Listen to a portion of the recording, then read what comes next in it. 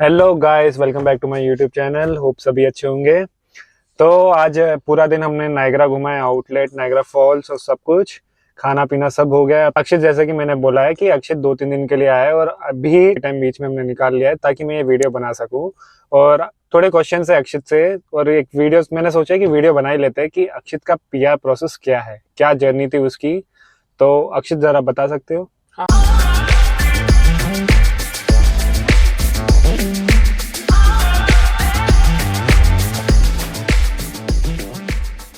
हाँ, तो सबसे पहले तो मैं अभी बस 3 दिन के लिए, जैसे इसने बताया, टोरंटो आया था।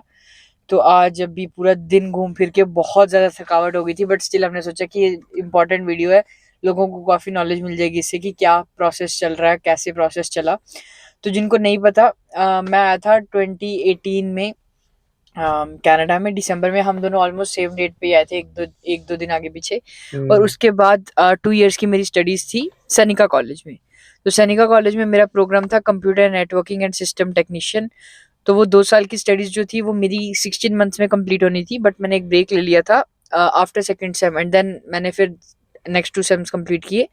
जब मेरा प्रोग्राम कंप्लीट हुआ तब था 2019 सितंबर। तो 2019 सितंबर में मेरे पास दो ऑप्शन थे, या तो मैं ओंटारियो में रहूं, पीआर का ट्राई करूं, या मैं बाहर मूव हो जाऊं। तो बाहर मूव होना और ओंटारियो में रहने में बस यही कंफ्यूजन थी कि इधर जो थे पॉइंट्स बहुत ज़्यादा थे। पॉइंट्स क्या होते हैं बेसिकली, जिसको नहीं पता कनाडा में पीआर कैसे होती है। तो अगर हम फेडरल लेवल पे देखें, ओवरऑल पैन कनाडा देखें, तो उसमें एक पीआर सिस्टम होता है जिसमें तुम्हारे पॉइंट्स होते हैं, ठीक है ना। अब उस पॉइंट्स का जो कैलकुलेटर होता है सीआरएस पॉइंट का, वो होता है 1200 का, और हमारा जो कट ऑफ यूजली जाता है वो जाता है 400। जब मैं मतलब उस टाइम पे था तो 450 460 जा रहा था। कोविड भी आ गया था। हाँ, 450 460 के करीब था।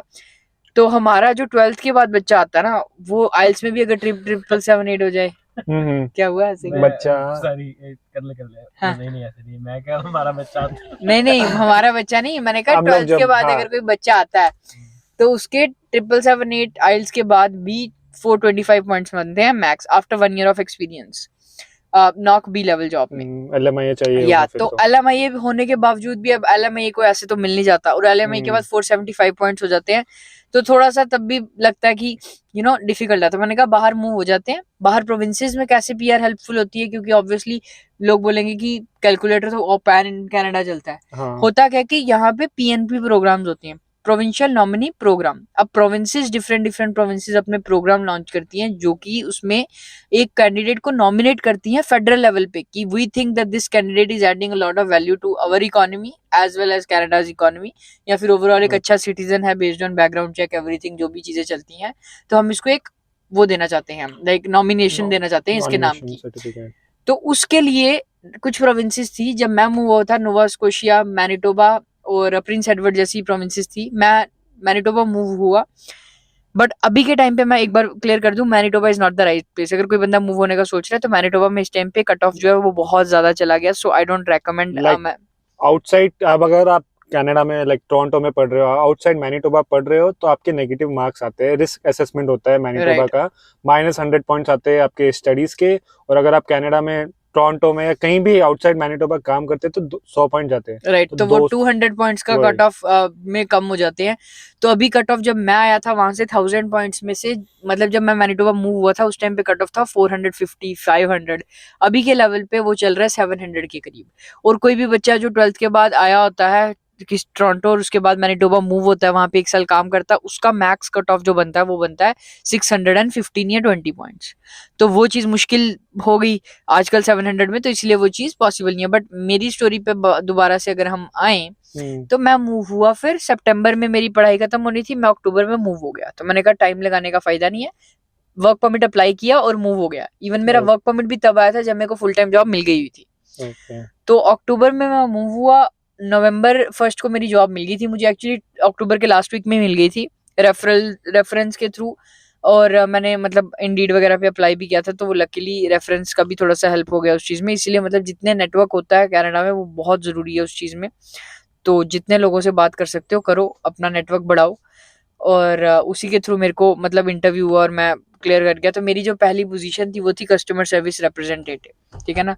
उसके 2 हफ्ते के बाद ही मेरे को NOC B level job, supervisor level job मिल गई। वहाँ पे हमारे सुपरवाइजर की पोजीशन ओपन हुई, तो मैंने कहा लेट्स ट्राई, और मैं एलिजिबल था, सारी चीज़ें मतलब मुझे पता थी, तो मैंने कहा ठीक है, आई गॉट जॉब।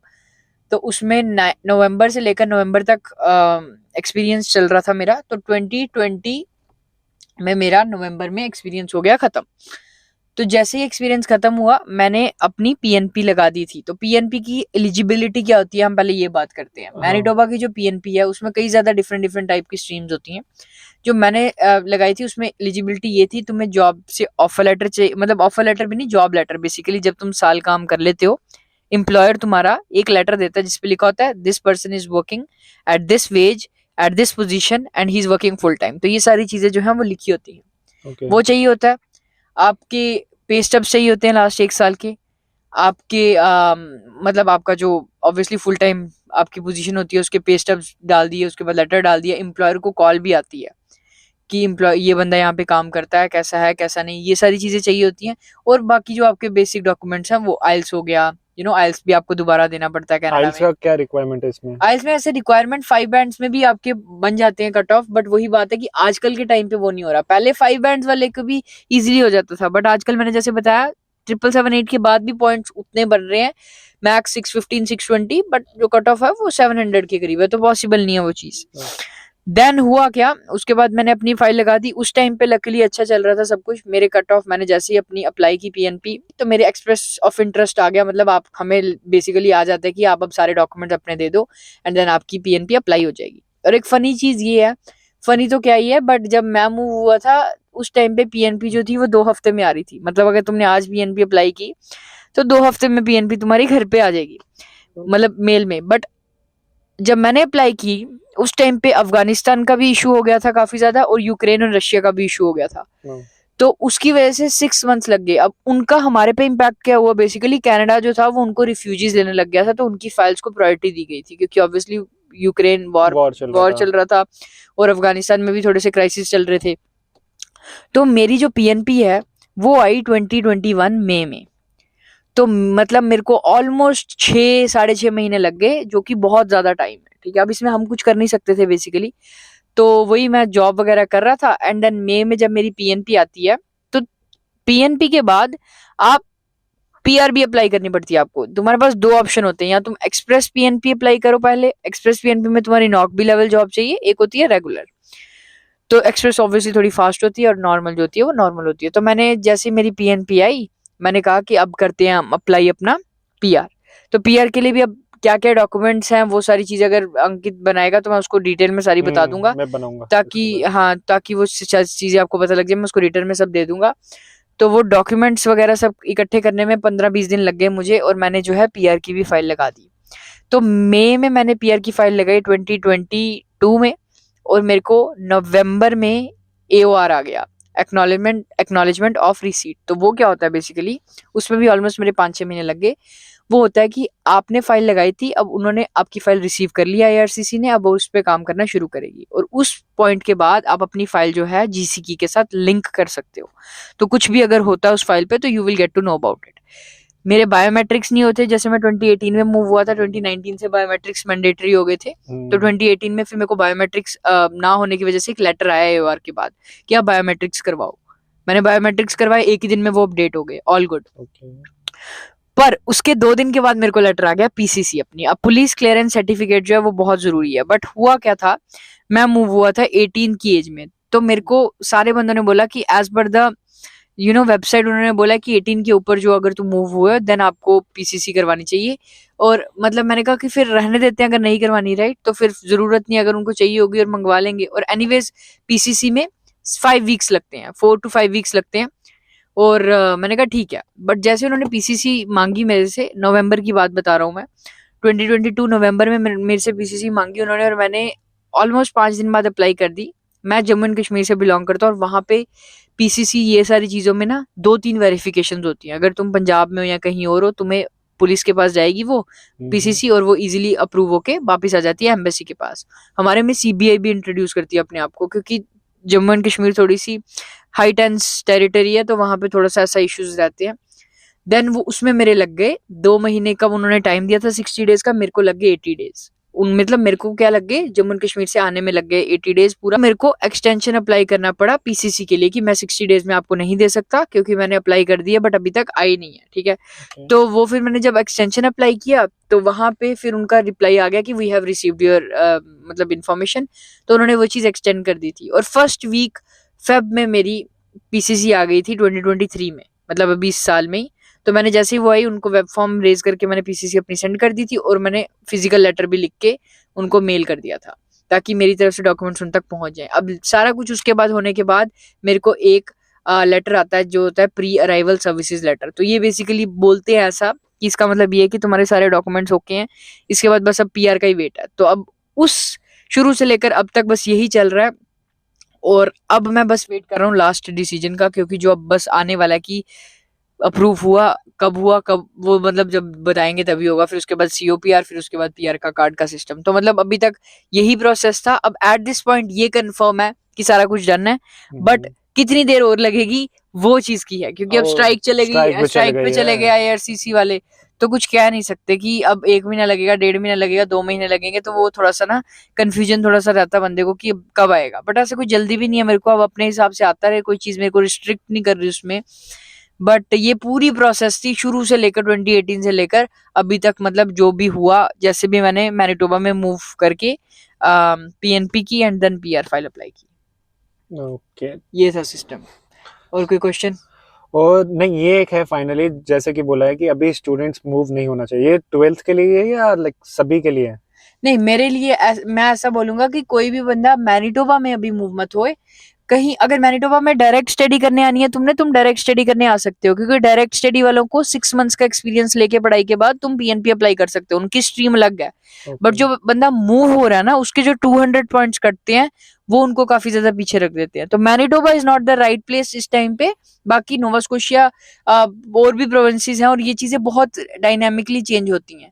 आपको हमेशा ये मेक श्योर करना है कि चेक करते रहो। अगर मैं आज तुम्हें कोई प्रोविंस का नाम बता रहा हूँ, तुम ये वीडियो 6-7 महीने बाद भी देख सकते हो, तब तक वहां पे कुछ भी चेंज हो गया हो। तो हमेशा क्रॉस चेक करनी है चीजें अपनी खुद की रिसर्च के बेसिस पे, और इतना कुछ टाइम नहीं लगता। आप पीएनपी प्रोग्राम्स इन मैनिटोबा, पीएनपी प्रोग्राम्स इन ये लिखो, आपको उनकी गवर्नमेंट वेबसाइट आ जाएगी और आपको रिक्वायरमेंट्स पढ़नी है और बाकी चीजें देखनी है।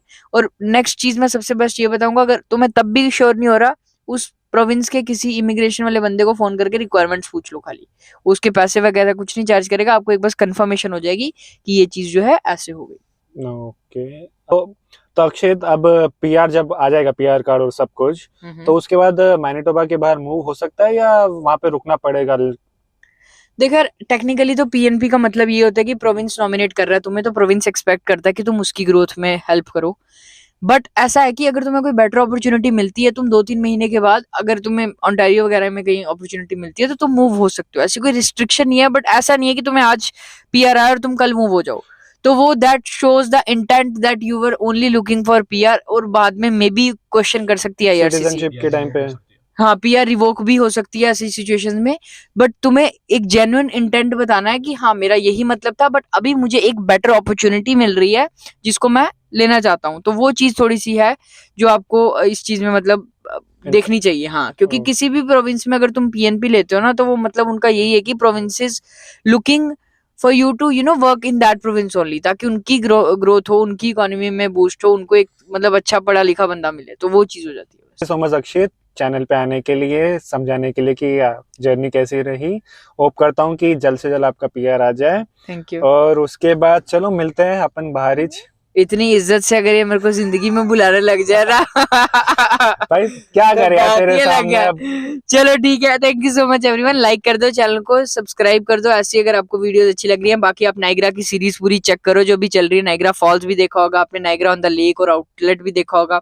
बाकी आपने सारा देख ही लिया होगा। जाके जल्दी से इसके चैनल को सब्सक्राइब करो, और 1000 सब्सक्राइबर्स का गोल है, जल्दी से जल्दी कंप्लीट कर देना है। Thank you, bye, piece.